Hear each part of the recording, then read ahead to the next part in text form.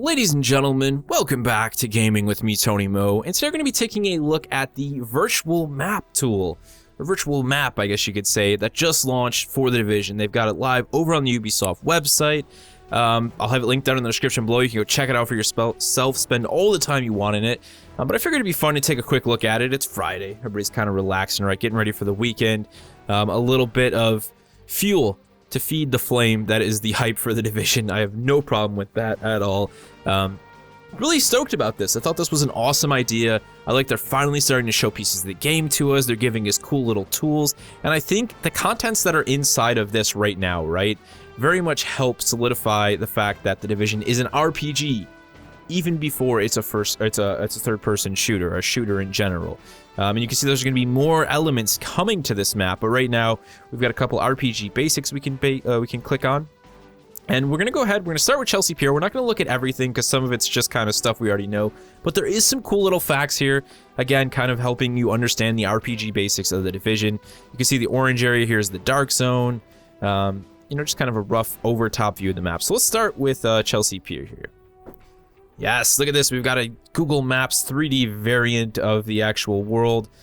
We can click around on some of these different cameras. They're going to give us different elements here. So this is a cool little, piece of lore. That's what I've liked about this so far. I've been messing around with it for the last 20 minutes or so, and there's lots of little lore pieces, sort of facts about the universe and the world. Totally into that. So the contact lens provide the Division agent with an augmented reality HUD, giving them easy and quick access to vital information such as key locations, details, contamination level of certain areas and nearby missions. So there you have it. We officially know the if you need to have some sort of reasoning to support your realism, your reality, they actually have an advanced contact lens that provides an augmented reality HUD. That is the coolest thing ever. We're still thinking about like heads-up displays and glasses, and they're doing contact lenses. All on board for that. We can click over here. We can learn a little bit more about agent basics. So let's see. Every agent has a smartwatch as well as a go bag. It's going to have life-saving supplies. And all this is part of Directive 51. They're activated to restore order and save what remains of New York City. You can scroll through here, get some art assets. I love this, right? Look at this. We've actually got the different sort of concept art for the bags. We even have what appears to be the creation of a real world Division lens. I love that. That's so cool. So cool. Okay, there we go. We got their badges. And another 3D thing in the smartwatch. They really did an awesome job with this. I'm so on board for this.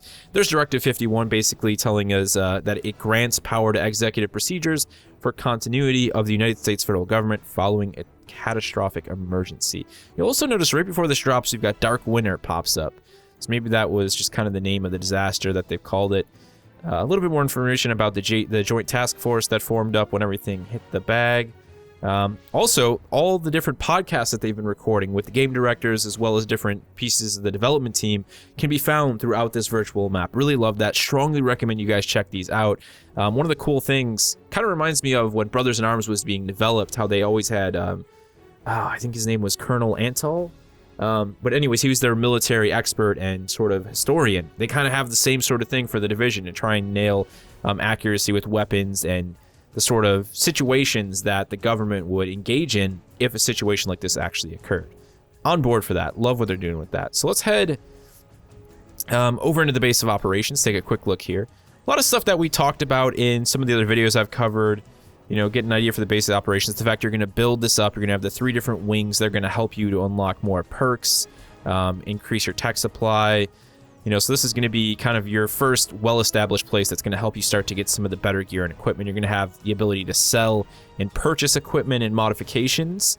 I imagine as they are doing a really big RPG emphasis, as I said, a lot of the good stuff's going to be found out in the wilds doing the hard mission modes. But maybe you want to come back here and just buy that certain optic because you like the way it looks or you like the way it performs. Looks like you will have the option to do so. Let's head back out to the map here and head down to West 23rd Street. There we go. So this is where I've actually found some really cool tidbits. Number one, we've got to look at the loot basics.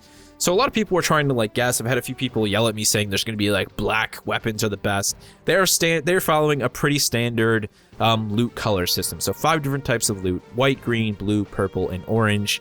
Uncommon, common, rare, legendary, and epic. Also, kind of helping us understand, you can get stuff from the Dark Zone, you can get it from PvE, you can also get the same sort of awesome loot from playing the missions on hard mode. So, kind of seems this is something I think they've been sort of pushing towards, is that, like, the Dark Zone is going to be a great place to get some high-level loot. But if you don't want to engage in PvP, you can just do the hard mode missions and hunt down legendary-type enemies that are actually named, and you can get the same sort of loot. So, just a brief look at that.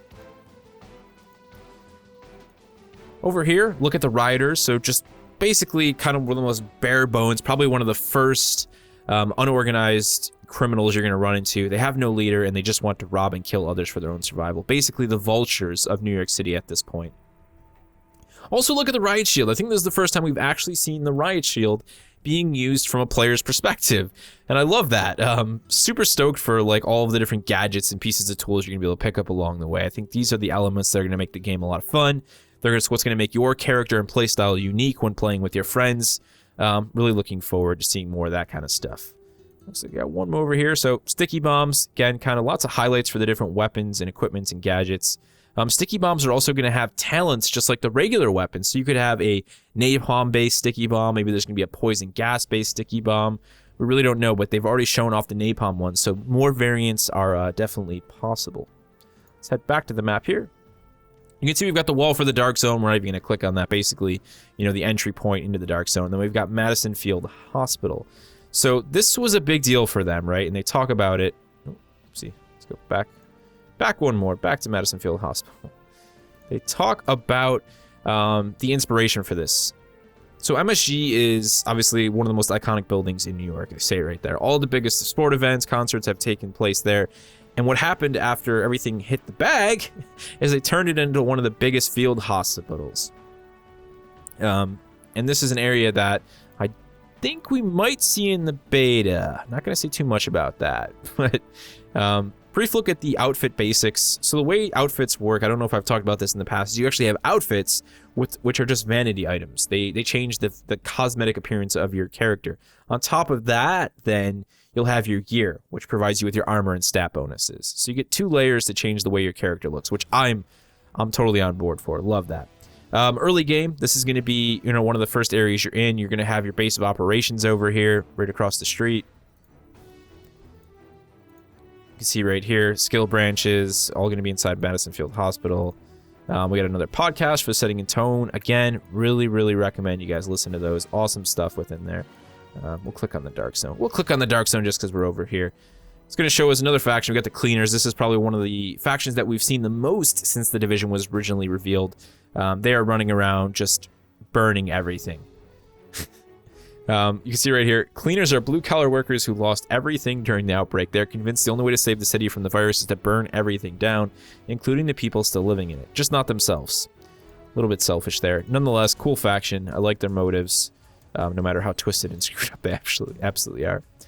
Dark Zone Wall, weapon basics. So this is going to give us an idea of all the weapons that are available in the game. We've got pistols, assault rifles, submachine guns, light machine guns, shotguns, and marksman rifles. You can carry up to 3 weapons. So you got 1 sidearm, 1 primary, and 1 secondary. Love that. Love the push for those 3 weapons. Totally on board for that. Brief look at some machine pistols. We got an AK variant of some sort.